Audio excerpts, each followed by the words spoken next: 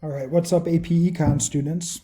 We're going to try to do this as quick as we can. It's kind of a no frills, so I'm going to skip through a lot of stuff here and just focus on the basic vocabulary that you'll need. So this is the beginning of this economics course, and just answering the question of what is economics.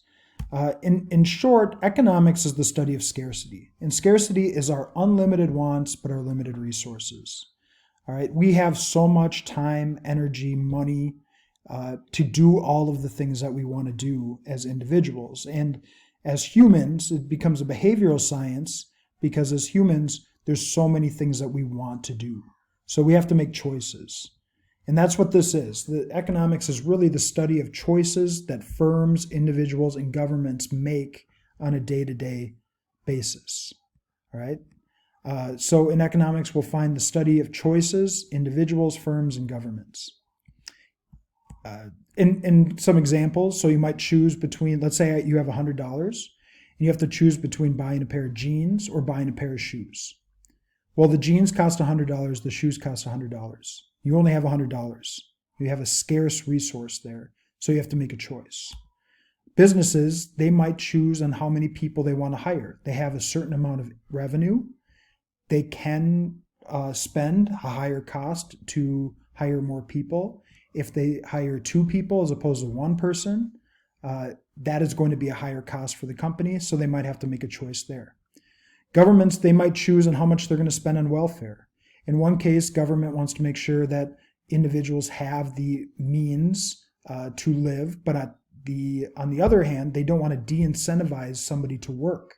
So the more welfare that they put out, somebody might say, well, I can live off that, and they don't end up getting jobs, and that is an issue that governments have to struggle with.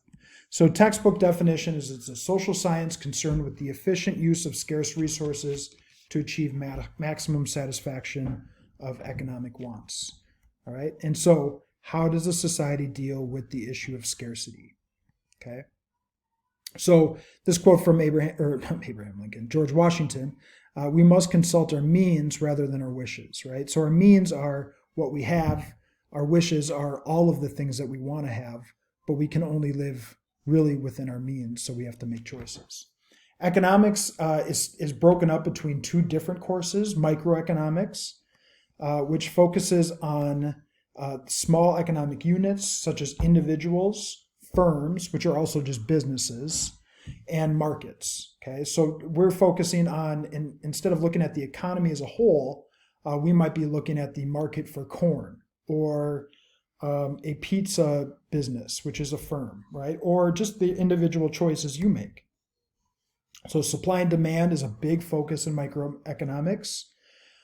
Well, we won't necessarily focus on unemployment rates and other things. So the macroeconomics study of the large economy as a whole. So when you watch the news, a lot of the economic news that you hear would be macroeconomic news. Things like unemployment rates, government spending, inflation, international trade, all of those different things we would see on a macro level. Micro just focuses on a smaller level. All right, so economists use it. They kind of use the scientific method to make generalizations and really become kind of theoretical economists. They use theories then applied to fix problems. And so we get something called policy economics too. And you'll have a couple questions about positive and normative economics on your AP test. So a positive statement is based on facts, so avoids value judgments or the what is. A normative, it's like what ought to be, includes value judgments. These are more like your opinions. So positive statements are just based on facts. Like if I said the unemployment rate is 10%, that's a positive statement. If I said something like, well, the unemployment rate should be higher if the president hadn't done this, it would be lower, right? So those are our opinion statements. So normative economics, that's like your opinion, man. All right. So the positive and normative statements here, I'll just kind of flip through these quick. So the rising price, if you want to pause and kind of look at this and make sure you got those That'd be good. A couple videos here. All right, so the 5 key economic assumptions. One is that society has unlimited wants and limited resources. What you're going to find in this class is that we make a lot of generalizations, and we remember it's a basic economics class, so we don't ask too many really deep questions, right? So we have assumptions when we deal with an economic issue, and that is one of the issues is we have unlimited wants and limited, so we have scarcity. Because of scarcity, we have to make decisions, and those decisions have what we call trade-offs. All right. Number 3 is that every goal is to make a choice that maximizes their satisfaction. Everyone acts in their own self-interest, meaning that everybody essentially in an economic system that we're talking about is selfish, right? Everybody's going to do what is the best for them. And that will come important in later things as well.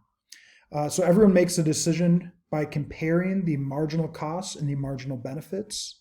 Right? What that means is that if your costs outweigh your benefits, that's not something you're going to do. Okay, you want your benefits to outweigh your costs, and that real life situations can be explained and analyzed through models and graphs. Okay, so like the cuteness versus number of legs, right? How much we enjoy childhood things, usefulness of shotguns in video games, probability of it being right. This one's so true. All right. And I'll say this in this class, you should make a running list of words you don't know, okay? Because what ends up happening in economics is that it's not like any class you've ever taken. It's almost like a different language. So we're going to be using words like utility, marginal, and allocate. Utility just means satisfaction, okay? Your marginal utility or utility that you get is how much satisfaction you get. And a lot of times it's hard to measure, but we a lot of times will just put dollar amounts or different things like that to make it simplified. Marginal is additional. So the marginal analysis really just looks at making a decision or moving on or including more, or taking one more thing or adding one more thing would be kind of the marginal. So just additional. And then allocate is just distribute. Price versus costs. Okay, so we a lot of times will ask, how much does something cost? That's not actually what we should be saying. What we really want to know is what the price is. The price is the amount the buyer consumer pays. Well, the cost is the amount the seller pays to produce the good. Okay, so when you go up to a concession stand, you say, how much does that cost? What you're really telling them is how much it's going to cost you. Okay, what they want to know is, what you really want to know is what's the price of the item. All right. Investment is a term, and we won't talk a ton about investment here in microeconomics, but in macroeconomics we will. Investment is the money spent by businesses to improve their production. Okay. In this case, investment isn't really what you think it is.